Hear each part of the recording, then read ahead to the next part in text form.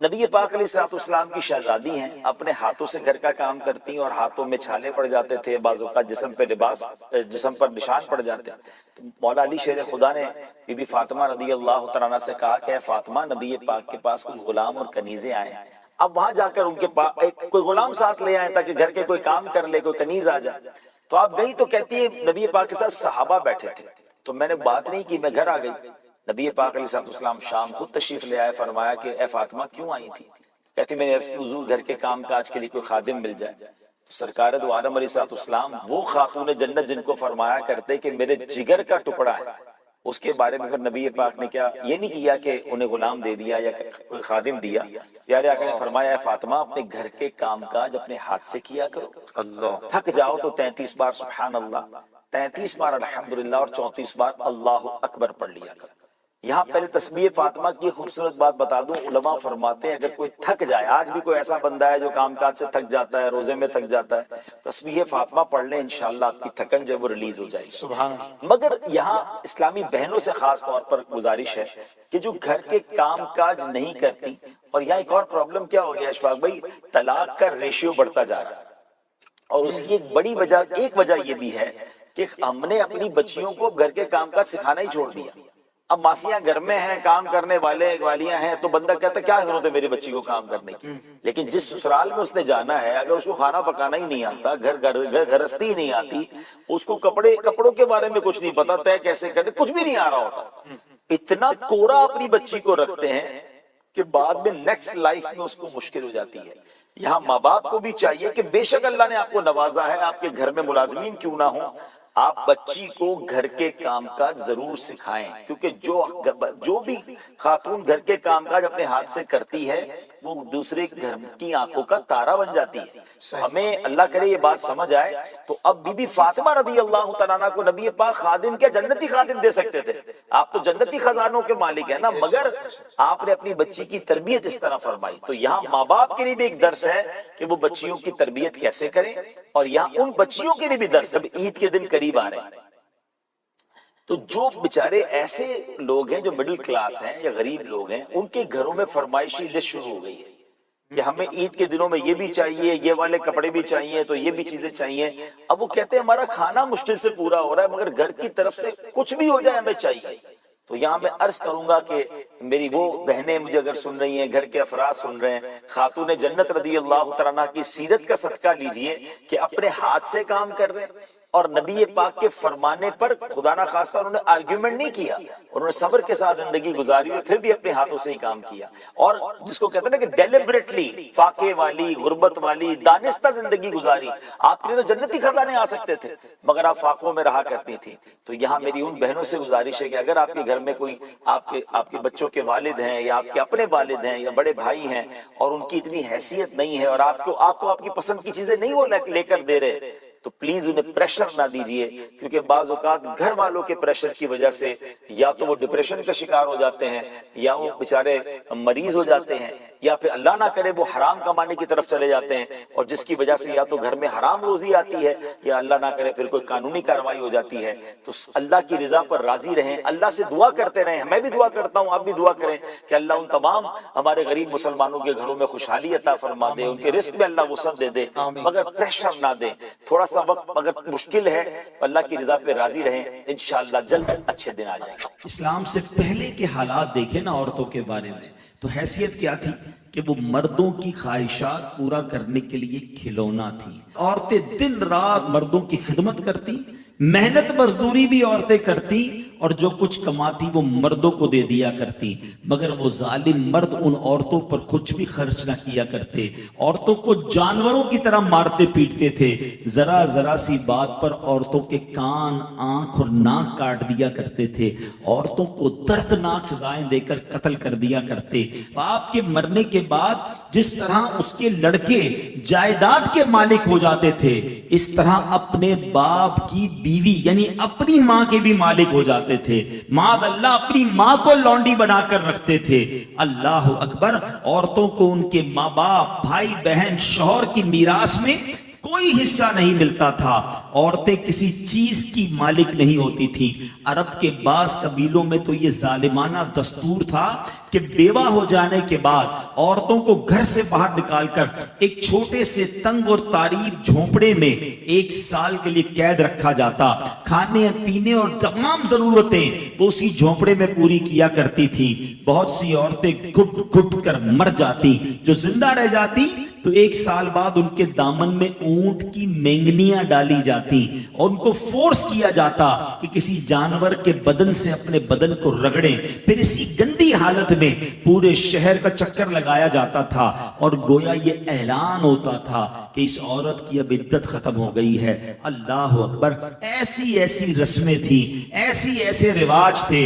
औरतें बिलबिलाती, रोती, तड़पती, मगर उन औरतों के जख्मों पर कोई मरहम रखने वाला नहीं था, कोई फरियाद सुनने वाला नहीं था। अल्लाह अकबर। 12 रबीउल अव्वल की सुबह सादिक के वक्त कायनात में एक ऐसा नूर जलवागर हुआ, एक ऐसी शख्सियत आई जहां जिसने जहालत के अंधेरों को खत्म किया, वहां सारी दुनिया की औरतों के लिए एक ऐसे दुख का मदावा बनकर आए। नबी पाक अलैहिस्सलाम ऐसे अहकामात लेकर आए, इतनी प्यारी शरीयत और मजहब लेकर आए जिसमें अल्लाह के दीन ने औरतों को ऐसा मकाम अता किया कि सुभान अल्लाह, औरतों की किस्मत का सितारा चमक उठा। इस्लाम की बदौलत जालिम मर्दों के जुल्मों सितम से कुचली और रौंदी हुई औरतों का दर्जा इस कदर बुलंद हुआ कि औरत मामलात जिंदगी और मौत के हर मरहले पर औरत को बावकार मकाम हासिल हुआ। मर्दों की तरह औरतों के भी हुकूक जो है वो बयान किए गए। औरतों की हिफाजत के लिए अहकाम खुदाबंदी नाजिल हुए। औरतों को मालिकाना हुकूक मिल गए। औरतें अपने महर की रकमों, अपनी तिजारतों, अपनी जायदादों की मालिक बना दी गई। अपने माँ बाप, भाई बहन, औलाद और शौहर की मीरासों की वारिस करार दी गई। अलगर्ज वो औरतें जो मर्दों की जूतियों से भी ज्यादा जलील और खार थी, इंतहाई मजबूर और लाचार थी, वो मर्दों के दिलों का सुकून और उनकी घरों की मलका बन गई। चुनाचे कुरान मजीद साफ साफ लफ्जों में खवातीन के, औरतों के हुकूक बयान करते हुए इरशाद फरमाता है, बिस्मिल्लाहिर्रहमानिर्रहीम, खलक़ लकुम मिन अनफुसिकुम अज़वाजन लितस्कुनू इलैहा वजअल बैनकुम मवद्दतन व रहमा। कुरान कहता है, तर्जमा कंजुल ईमान, तुम्हारे लिए तुम्हारी जिनसे जोड़े बनाए कि उनसे आराम पाओ और तुम्हारे आपस में मोहब्बत और रहमत रखी। अब कोई मर्द ना औरतों को मार पीट सकता है, ना उनको घरों से निकाल सकता है, और ना कोई उनके मालो असबाब या जायदादों को छीन सकता है, बल्कि हर मर्द पर मजहबी तौर पर औरतों के हुकूक अदा करने लाजिम है। अल्लाह अकबर। गोया इस्लाम ने जुल्म का दरवाजा बंद कर दिया, कभी मां के रूप में, कभी बेटी के रूप में, कभी बहन के रूप में, तो कभी जौजा के रूप में। अल्लाह अकबर। औरत को एक ऐसा मर्तबा अता फरमा दिया कि औरत किसी भी रूप में हो, जब भी उसके जनाब हुकूक तलफ किए जाएंगे, ना इंसाफी की जाएगी, इस्लाम वहां पर अपना किरदार अदा करता है। इस्लामी कवानीन सामने आते हैं, औरतों के हुकूक बयान किए जाते हैं। ईमान वालों, तुम्हें हलाल नहीं कि औरतों के वारिस बन जाओ जबरदस्ती, और औरतों को रोको नहीं इस नीयत से कि जो महर उनको दिया था उसमें से कुछ ले लो, मगर इस सूरत में कि सरी बेहयाई का काम करें और उनसे अच्छा बर्ताव करो। फिर अगर वो तुम्हें पसंद ना आए तो करीब है कि कोई चीज तुम्हें ना पसंद हो, और अल्लाह इसमें बहुत भलाई रखे। सुभान अल्लाह। अब इस आयत का शान नुज़ूल इब्ने जुरैर, इब्ने जरीर व इब्ने अबी हातिम ने सैयदुना अब्दुल्लाह इब्ने अब्बास रज़ियल्लाहु ताला अन्हुमा से रिवायत की कि ज़माने जahलियत में कोई शख्स मर जाता तो उसके वारिस मर्द उस फौज शुदा के माल के साथ उसकी बीवी के भी मालिक बन जाते थे। इसको रोकने के लिए आयत करीमा का पहला हिस्सा करहन तक नाजिल हुआ। अच्छा, फिर इमाम ज़हरी फरमाते हैं कि बाज खावन जिनको अपनी बीवियां नापसंद होती थी तो वो इन्हें ना तो अच्छी तरह बसाते थे, ना इन्हें तलाक देते थे, बल्कि इनकी मौत का इंतजार करते थे ताकि उनके घर और उनके निकाह में वो औरत फौत हो जाए اور اس کی تمام میراث لے لیں۔ ان کو اس ظلم سے روکنے کے لیے اس آیت کریمہ کا ایک حصے کا نزول ہوا۔ ایک قول یہ ہے کہ زمانہ جاہلیت میں بعض لوگ عورتوں کو طلاق دیتے، پھر رجوع کرتے، پھر طلاق دیتے، اس طرح اس کو معلق رکھتے تھے، نہ وہ ان کے پاس آرام پا سکتی، نہ دوسری جگہ ٹھکانہ بنا پاتی۔ اس کو منع فرمایا گیا، غرض یہ کہ اس کی زندگی برباد کر دیتے۔ تمام ظالم خاوندوں کو اس ظلم سے روکنے کے لیے آیت کریمہ کا آخری جز نازل ہوا۔ اے میرے میٹھے اسلامی بھائیوں، اب ذرا آئیے اس آیت کے پس منظر میں آج کے دور کے حالات کو دیکھتے ہیں۔ موجودہ کرنٹ سچویشن کیا ہے؟ یہاں تو جو حالات زمانہ جاہلیت کے بیان کیے جا رہے ہیں ان پر غور کریں۔ انہی حالات میں کیا ایسا تو نہیں کہ ہمارا معاشرے میں بھی اس وقت یہی حالات چل رہے ہیں؟ بیویوں کو تنگ کرنا، جبری طور پر مہر معاف کروانا، ان کے حقوق ادا نہ کرنا، ذہنی اذیتیں دینا، کبھی عورت کو اس کے ماں باپ کے گھر بٹھا دینا، کبھی اپنے گھر میں رکھ کر بات چیت بند کر دینا، دوسروں کے سامنے ڈانٹ ڈپٹ کرنا، لتاڑنا، جھاڑنا وغیرہ۔ عورت بیچاری شوہر کے پیچھے پیچھے پھر رہی ہوتی ہے اور شوہر صاحب فرعون بنے بنے آگے آگے جا رہے ہوتے ہیں۔ عورت کے گھر والوں سے صراحتاً بیوی کے ذریعے نت نئے مطالبے کیے جاتے ہیں، کبھی کچھ دلانے اور کبھی کچھ دلانے کا۔ الغرض ظلم و ستم کی وہ کون سی صورت ہے جو آج ہمارے معاشرے میں نہیں پائی جا رہی؟ اللہ عز و جل کرے کہ قرآن کی یہ آیتیں ان لوگوں کو سمجھ آ جائیں اور وہ اپنی بری روش سے باز آ جائیں۔ نیز ان آیات کی روشنی میں وہ لوگ بھی کچھ غور کریں جو اسلام سے شرمندہ سے رہتے ہیں اور ڈھکے چھپے الفاظ میں کہتے ہیں کہ اسلام میں عورتوں پر بہت سختیاں ہیں۔ وہ دیکھیں کہ اسلام میں عورتوں پر سختیاں کی گئی ہیں یا انہیں سختیوں سے نجات دلائی گئی ہے۔ سبحان اللہ۔ اب اگلا اس آیت کا جو ایک جز ہے، عسیٰ ان تکرہوا شیئا، تو ہو سکتا ہے کوئی چیز تمہیں ناپسند ہو۔ گھروں کو امن کا گہوارہ بنانے کے لیے ایک بہت عمدہ نفسیاتی طریقہ بیان کیا جا رہا ہے۔ بیوی کے حوالے سے فرمایا گیا کہ اگر بد خلقی یا صورت اچھی نہ ہونے کی وجہ سے عورت تمہیں پسند نہ ہو تو صبر کرو اور بیوی کو طلاق دینے میں جلدی نہ کرو، کیونکہ ممکن ہے کہ اللہ تعالیٰ اسی بیوی سے تمہیں ایسی اولاد دے جو نیک اور فرما بردار ہو، بڑھاپے کی بے کسی میں تمہارا سہارا بنے۔ یہ طریقہ صرف میاں بیوی کے تعلقات کے لیے نہیں ہے میٹھے اسلامی بھائیوں، بہت خوبصورت قرآن کا یہ حکم ہے۔ اگر ہم پازیٹیو سوچنا شروع کر دیں تو زندگی آسان ہو جائے گی۔ مثال کے طور پہ زندگی کے ہزاروں معاملات میں اس پازیٹیونیس کو، اس مثبت طریقے کو اگر ہم امپلیمنٹ کر دیں، شامل کر لیں اپنی زندگی میں، تو زندگی کتنی آسان ہو سکتی ہے۔ مثال کے طور پہ کہ اگر کسی کی بیوی بدصورت ہے لیکن اس سے آدمی کو نیک اولاد حاصل ہے، یہاں اگر بدصورتی کو گوارا کر لے تو اس کی زندگی امن سے گزرے گی، لیکن اگر طلاق دے دے تو بعض اوقات نتیجہ یہ نکلتا ہے کہ بیوی تو چھوٹ جائے گی مگر بچے بھی چھوٹ جائیں گے۔ ساری زندگی ایسی تکلیفوں اور اذیتوں میں گزرتی ہے، اولاد کے حصول کی جنگ چل رہی ہوتی ہے، حقوق کی لڑائی میں ذرا بندہ مصروف ہو جاتا ہے کہ پھر زندگی کوئی اور کام کی نہیں رہتی۔ یوں ہی میرے میٹھے اسلامی بھائیوں، بعض اوقات کسی ڈپارٹمنٹ میں، کسی ادارے میں، کسی آفس میں ایسا بندہ رکھا ہوتا ہے جو بندہ کسی وجہ سے پسند نہیں آ رہا ہوتا مگر اس کی وجہ سے سارا نظام چل رہا ہوتا ہے۔ تو ہمیں کوئی چیز پسند نہیں ہے لیکن نظام کے لیے وہ ضروری ہے تو اسے چلنے دیا جائے، اور اگر اپنی ناپسندیدگی پہ فیصلہ کر دیا، فارغ کر دیا، تو بعض اوقات پورے آفس کا، پورے ادارے کا نظام بیٹھ جاتا ہے۔ تو بہرحال میرے میٹھے اسلامی بھائیوں، ایسی جگہوں پر فوائد کو دیکھتے ہوئے چھوٹی موٹی باتوں کو برداشت ہی کر لینا چاہیے۔ سب سے پہلے نافرمان بیوی کو اپنی اطاعت کے فوائد اور نافرمانی کے نقصانات بتائے جائیں۔ نیز قرآن و حدیث میں اس تعلق سے منقول جو فضائل ہیں اور وعیدیں ہیں وہ بتائی جائیں۔ اگر اس کے بعد بھی نہ مانے تو ان سے اپنے بستر الگ کر لو، پھر بھی نہ مانے تو مناسب انداز میں انہیں سزا دی جائے۔ اس مار سے مراد یہ ہے کہ ہاتھ یا مسواک جیسی چیز سے چہرے اور نازک اعضاء کے علاوہ دیگر بدن پر ایک دو ضربے لگا دی جائیں۔ وہ مار مراد نہیں ہے جو ہمارے یہاں جاہلوں میں رائج ہے کہ چہرے پر اور سارے بدن پر مارتے ہیں، مکوں گھوسوں اور لاتوں سے پیٹتے ہیں، معاذ اللہ ڈنڈا یا جو کچھ ہاتھ میں آئے اس سے مارتے اور لہو لہان کر دیتے ہیں۔ یہ سب حرام، ناجائز اور گناہ کبیرہ اور پرلے درجے کی جہالت ہے۔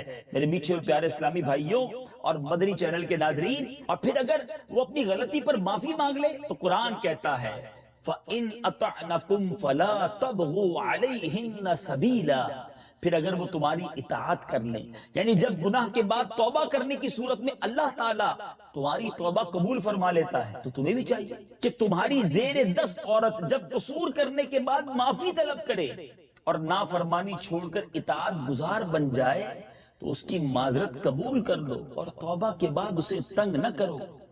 بیوی جب غلطی پر معافی مانگے تو اسے معاف کر دینا چاہیے۔ اس آیت سے ان لوگوں کو درس عبرت حاصل کرنا چاہیے جو عورت کے 1000 بار معذرت کرنے، گڑ گڑا کر پاؤں پکڑنے، طرح طرح کے واسطے دینے کے باوجود اپنی ناک نیچی نہیں کرتے اور صنف نازک کو مشق ستم بنا کر اپنی بزدلی کو بہادری سمجھتے ہیں۔ اللہ تعالیٰ ان بہادروں کو عاجزی اور سمجھنے کی توفیق عطا فرمائے۔ اب اس آیت سے جو مدنی پھول سیکھنے کو ملتے ہیں اس کو سمرائز کرتے ہیں، اس کا خلاصہ سن لیتے ہیں کہ نمبر 1، عورت پر بلا وجہ بدگمانی نہ کرے، بغیر تحقیق کے اسے برا نہ سمجھے۔ نمبر 2، اللہ تعالیٰ کبھی بد شکل اور بد اخلاق والی بیوی سے بھی اچھی اولاد عطا فرما دیتا ہے جس سے ماں باپ دین و دنیا میں سرخرو ہو جاتے ہیں۔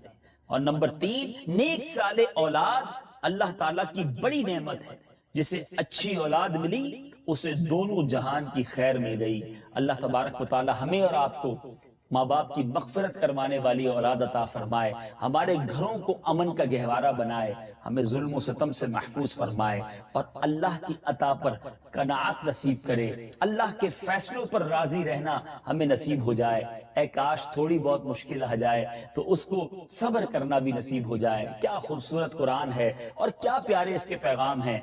عورت کے لیے افضل چیز یہ کہ اسے کوئی غیر مرد نہ دیکھے۔ اب یہاں بدقسمتی سے حال یہ ہے کہ تیار ہو کر ایسی چیزیں پہن کر ایسا میک اپ کر کے باہر نکلنا ہے تاکہ لوگ دیکھیں۔ کتنا فرق ہے، یعنی ان کو یہ احساس بھی نہیں ہوتا کہ ہم کیا کرنے جا رہی ہیں۔ والد کتنا سمجھا لے گا، بھائی کتنا سمجھا لے گا، آپ خود سے یہ فیصلہ کریں نا۔ ہمیں پڑھنا چاہیے اور گھر میں بی بی فاطمہ کی سیرت کو بیان کرنا چاہیے۔ میں نے خود ایکسپیرینس کیا ہے، مرد کتنی کوشش کر لے گھر کا ماحول بدلنے، اگر گھر کی ایک عورت بدل جائے نا اور وہ نیک بن جائے، آپ دیکھیں گھر کا ماحول کیسے بدل۔ جو امپیکٹ لیڈیز ڈالتی ہے نا گھر کے ماحول کو بدلنے میں، اگر آپ کے گھر میں کوئی ایک اسلامی بہن با پردہ ہو جائے، با عمل ہو جائے، تہجد گزار ہو جائے، اس کا جو امپیکٹ آتا ہے نا بچوں پر اور گھر پر، اللہ اکبر، وہ امیزنگ ہو۔ واقعی ہمیں اپنے گھر میں خاتون جنت رضی اللہ تعالیٰ عنہ کی سیرت کو بیان کرنا چاہیے اور اللہ ہماری ماؤں بہنوں کو اس پر عمل کرنا۔ خاتون جنت اتنی حیا والی، اتنی پردے والی ہیں کہ زندگی بھر تو پردہ کیا، مگر جب آخری وقت آپ کو ایک ڈولی دکھائی گئی جس میں ایسی ڈولی جنازے کی بنائی گئی، آپ کو بتایا گیا کہ اے بی بی آپ کا جنازہ جب اس میں لے جایا جائے گا کسی غیر مرد کی آپ کے جنازے پر نظر نہیں پڑے گی۔